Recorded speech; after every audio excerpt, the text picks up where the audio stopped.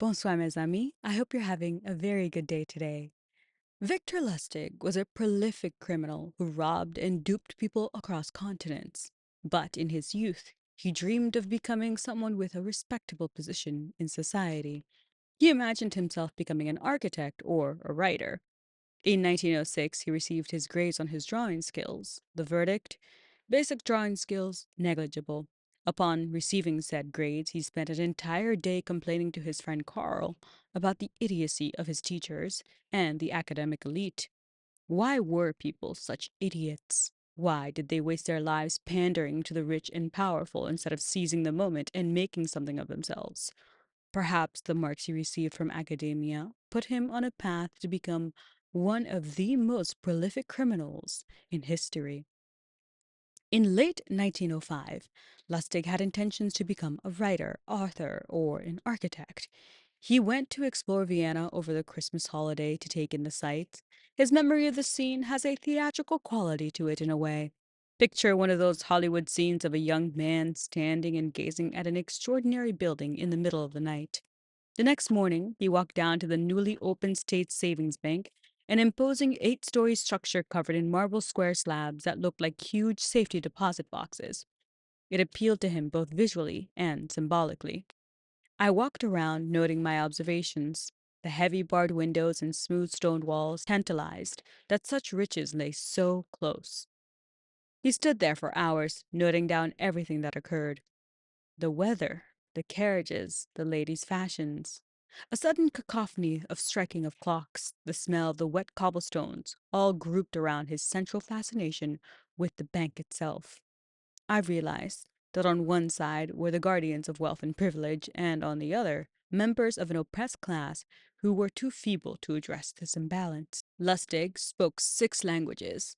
Deep inside, however, he knew he would never be the businessman his father wanted him to be. Not knowing what he would do, he began a life of traveling. He developed hobbies, such as dog racing, sailing, gambling, billiards, and chess. His varied interests made him a great conversationalist on numerous subjects. His genius mind seemed to be as broad as the world, if only he could find his niche in it. Lustig has never been short of supporters. He was the incorrigible joker whose whole life consisted of a sort of surrealist prank played at the expense of polite society. One of those lovable rogues. How to reconcile the image of this cheerfully irreverent, tricky Vic, as he was known, with his alternative persona as the FBI's unscrupulous criminal felon, a character without morals or pity. Many men's careers were destroyed because of his actions. Earlier biographers thought that Lustig was really two people, a Dr. Jekyll, Mr. Hyde type. Imprisoned first by the Austrian police, then by the Czech, French, and finally by the forces of almost every other nation he visited, Lustig remained the same courteous, affable man he had always been. He was scrupulously polite, even to his captors. It was as though he lived in his own self-contained world, yet beneath the surface charm he could be supremely callous. An 18-year-old starlet whom he later seduced in the guise of a Broadway producer was really just asking for it. She'd be far better off back home in Illinois. Another of his scams on a community bank in rural Kansas deprived a good deal of working-class customers of their life savings. Fools, he remarked. Even his daughter struggled to reconcile the doting parent whom she says I loved every day of my life and who loved me tenderly in return, with the man who, for the most part, saw others as mere props or statistics rather than individuals. My father undoubtedly had the learning and talent to accumulate a legitimate fortune, Betty stated. He was a genuinely charming fellow. The U.S. Secret Serviceman James Johnson wrote of the man he eventually helped bring to justice, but there was a kind of film between him and the rest of the world. He didn't have feelings in the way other people do. This charming veneer kept everyone out at times, even his wife and child. He was a friendly man with few friends, and the ones he came in contact with were always a potential patsy for one of his schemes. He had another side, though, an ability to make others feel good. He always seemed receptive or sympathetic, popular with women, especially American women who responded to his polished manner and old world charm.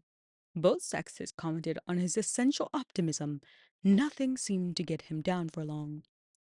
In the end, the adolescent Lustig didn't pursue his plan to become a famous architect or great writer. Instead, he progressed from shoplifter to pickpocket to petty thief and to card sharp.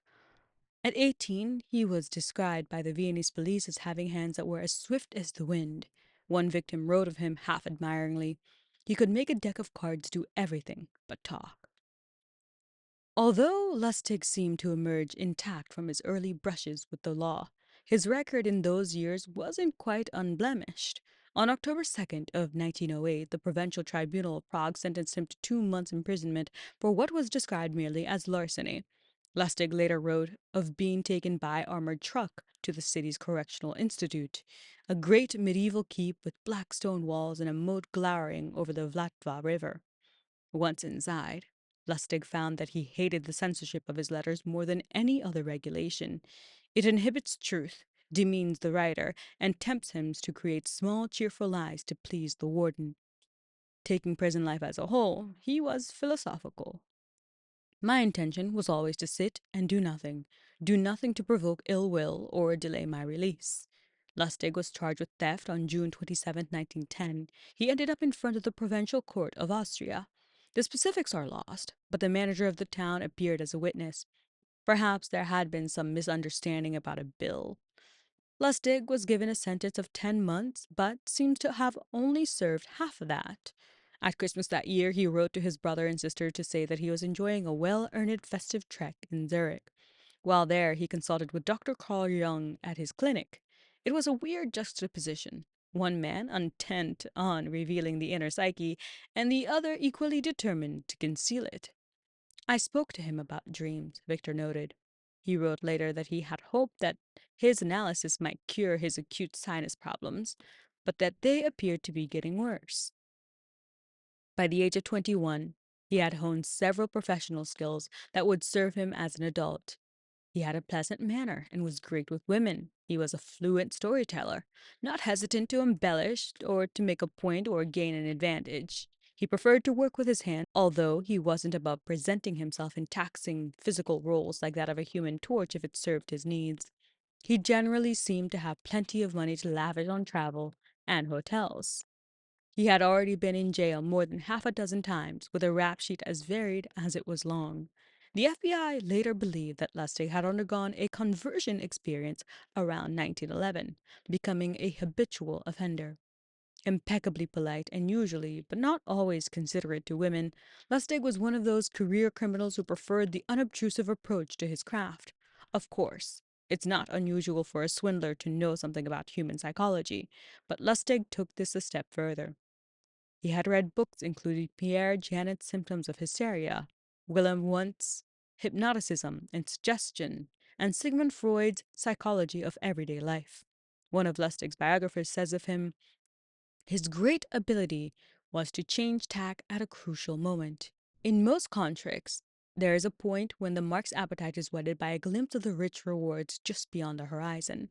Lustig was quite capable of what he called a reverser, explaining just how dangerous it would be for the mark to invest money. While the school child soon masters the simple lie, and the financial lie merely requires a degree of guile easily developed by proximity to other people's money, the truly creative life demands an instinct for duplicity that must be bred at an early age. When Victor found himself celebrating the Easter of 1911 with a young woman in the Grand Hotel in Budapest, he first took the time to shower her with gifts, giving her an antique Ottoman marble inkwell. In actuality, it was stamped "Made in Canada." Once he was ready to make his play, he told her he was temporarily embarrassed for funds. There had been some irritating technical delay in one bank communicating with another. He didn't mind for himself, of course, but there was the matter of the refuge for underprivileged children that it had been his honor to sponsor. And as he proceeded to describe the place and its poor, malnourished inmates with their hungry eyes and simple, trusting smiles, the woman had started to cry. Lustig told her that he was certain it would be all right, and that the necessary wire transfer would surely arrive at any hour.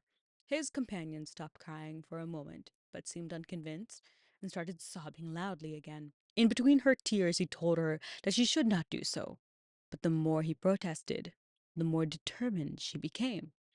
This interplay of the seemingly benevolent and the inwardly mercenary and sociopathic was characteristic of Lustig's approach. He accepted the loan only with the greatest show of reluctance, along with his promise to return to the hotel in an hour or two. That was the last time they ever saw of him. Naturally, it didn't always end quite so well for him.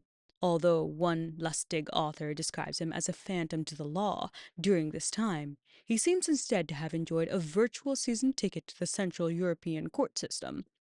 The U.S. Justice Department later compiled a partial list that includes a trial in Teschen on November 15, 1911, on charges of embezzlement and vagrancy, with a sentence of 2 months. On February 4th, in 1912, Lustig was back in front of the magistrate in Vienna, charged with fraud and given 5 weeks. On July 26th of the same year, it was the turn of the Regional Tribunal of Prague to reprimand him for 14 days of theft. On November 27th, the Assize at Zurich convicted him of swindling and gave him another 14-day term. He seems to have been released just in time to again go into the dock at Teschen on December 8th, where he was handed 5 days for larceny. It's the sheer variety and persistence of the offenses, as well as a relative leniency of the judges, that is most striking. Even so, this was a golden period for me, Lustig later wrote, particularly as one court system was often slow in communicating with another, especially in foreign countries. On January 11th, in 1912, Lustig arrived in Britain for a highly pleasant and productive stay. At this point, Lustig was already a world-class grifter. Today, he would probably spend his time devising internet investment scams or sending emails telling people that they had received an unexpected inheritance and needed only to contact a claims agent or a ward department to answer a few personal questions in order to collect their windfall. But in the climate of pre-Great War London, he was a natural addition to the ranks of those who took advantage of the gullibility or credulousness of the city's large transient population. Up until now, I haven't given much thought to the origin stories of criminals. Of course, there are the typical stories: cruel parents, abandonment, or even being orphaned. I would not have chosen a boy who was put into boarding school as my top candidate. But there is something to be said of the atmosphere he grew up in. Wars are often romanticized: the tanks, strategies, guns, and new technologies. I'm guilty of this. World War II is simply fascinating to study. But it's worth asking, do wars give rise to characters such as Lustig? Or perhaps it's nature and nurture? Let me know what you think down below.